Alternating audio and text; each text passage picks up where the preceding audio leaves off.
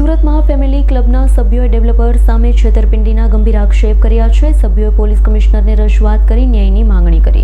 સુરતના પાલ વિસ્તારમાં આવેલી ફેમિલી ક્લબના સભ્યોએ ક્લબના ડેવલપર સામે છેતરપિંડીના આક્ષેપ સાથે પોલીસ કમિશનરને લેખિત રજૂઆત કરી. સભ્યોના જણાવ્યા મુજબ વર્ષ 2019માં આજીવન સભ્યપદના નામે ક્લબમાં જોડાયા હતા. નિર્ધારિત રકમ ચૂકવી સભ્યોનો આક્ષેપ છે કે ક્લબનું સંચાલન બદલાયા બાદ નવા માલિકો દ્વારા અગાઉ આપવામાં આવેલી શરતોનું પાલન કરવામાં આવ્યું નથી. ઉપરાંત સભ્યપદ ટ્રાન્સફર, જાળવણી ચાર્જ અને ક્લબની હિસ્સેદારી અંગે પણ ગેરરીતિઓ થઈ હોવાના આરોપ લગાવવામાં આવ્યા. રજૂઆતમાં જણાવ્યું છે કે અનેક સભ્યો પાસેથી વધારાના રકમની માંગણી કરવામાં આવી રહી છે. સમસ્યાના નિરાકરણ માટે કરાયેલી રજૂઆત છતાં યોગ્ય જવાબ આપવામાં આવ્યો નથી. આ મામલે આશરે 1100 સભ્યોને અસર થઈ હોવાનું જણાવતા સભ્યોએ જવાબદાર સામે કાયદેસરની કાર્યવાહી કરવાની માંગણી કરી છે. મારું નામ હિતેશ વિનોદ ચંદ્ર શ્રોફ. હું ક્રેટોઝ લાઇફસ્ટાઇલ ક્યાં ક્રેટોઝ ક્લબનો ownership basis lifetime member છું. આજે અમે બધા ભેગા થયા છે કમિશનર સાહેબને આવેદન આપવા માટે. અમે લોકોએ લાઈફ ટાઈમ ઓનરશિપ બેઝિસ પર મેમ્બરશિપ લીધી હતી. એ સમયે બાગબાન ડેવલપર્સના નામથી એમની સંસ્થા હતી. થોડા સમય પહેલાં અમને ખબર પડી કે એમાં એમને કોઈકની સાથે ડીલ કરી છે અને નવા on vote basis we are still unknown. અમને એવું કહેવામાં આવ્યું હતું કે 5000 મેમ્બર અથવા 5 વર્ષમાં અમે તમને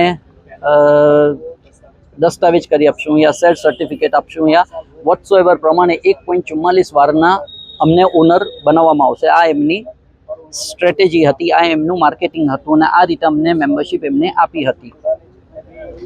અત્યારે પોઝિશન એ છે કે અમે કઈ ટાઈપના મેમ્બર્સ છીએ એ અમને પોતાને ખ્યાલ નથી, કારણ કે ત્યાં બીજી ટાઈપના કેટેગરીઝના મેમ્બર્સ નવા બની રહ્યા છે અને અમે જે જૂના મેમ્બર્સ આ ભેગા થયા છે એમની પાસે જે અમને પ્રોમિસ થયું હતું એ પ્રમાણેની મેમ્બરશિપ પ્રોવાઈડ કરવામાં આવી નથી ઓન પેપર, જેની રિક્વેસ્ટ અમે વારે ઘડીએ જૂના ડેવલપરને કરતા હતા. પરંતુ હવે જૂના ડેવલપરે કોઈકને વેચ્યું. દેટ મીન્સ કે જે 5000 મેમ્બરનો ટેગ હતો તે એમને અચીવ કરી દીધો. તો અમને અમારી મેમ્બરશિપ ઓનરશિપ બેઝિસ પર જે છે એ મળી જવી જોઈતી હતી, જે નથી મળી. તેની આ લડત છે. આ જે ઓનરશિપ બેઝિસ મેમ્બરશિપ વાળા છે તેમાં લગભગ 1100 મેમ્બર્સ છે. આમાંથી કેટલાક મેમ્બર્સો એવા છે જે લોકોને એમને 1+1ની સ્કીમમાં આપી હતી. એટલે એમને 1+1ની સ્કીમમાં આપી હતી, પરંતુ એમના પર કેપ મૂક્યો હતો કે તમે તમને જે 1+1 આપી છે તે વેચી નહીં શકો અત્યારે 5 વર્ષ સુધી વેચી નહીં. હા, એમને કેપ મૂક્યો હતો કે અમે તમને 2 મેમ્બરશિપ આપીએ છીએ પણ તમે અત્યારે વેચી નહીં શકો જ્યાં સુધી અમે તમને. એટલે એ મેમ્બર્સો બિચારાઓએ 2 મેમ્બરશિપ એક સાથે રાખી અને 2 મેમ્બરશિપનું એક સાથે મેન્ટેનન્સ ભરે છે અને એમની તકલીફો જુદી છે. અમને એવું કહેવામાં આવ્યું હતું કે આ પહેલી એવી ક્લબ છે જેમાં ચિલ્ડ્રન એજ પર કોઈ કેપ નથી, લિમિટ નથી. તમારા છોકરા ભલે 50 વર્ષના થાય, તમારા છોકરા છે એટલે આવી શકે. હવે રૂલ્સ ચેન્જ થયા છે અને નવા રૂલ્સ પ્રમાણે કંઈક એવું છે કે 25 યર્સની કેપ મૂકી છે એમને. હવે તમે નવા રૂલ્સ લાવો, તમને મરજી થાય તે પ્રમાણે તમે ડિસિઝન લઈ શકો છો, પણ જે કમિટમેન્ટ કરીને તમે મેમ્બર્સ બનાવ્યા હોય તેમની સાથે તો તમે મૂળભૂત અધિકાર કેવી રીતે અમારા છીનવી શકો છો? પોલીસ પાસે કમિશનર કચેરીએ શું માંગ છે, શું રજૂઆત છે?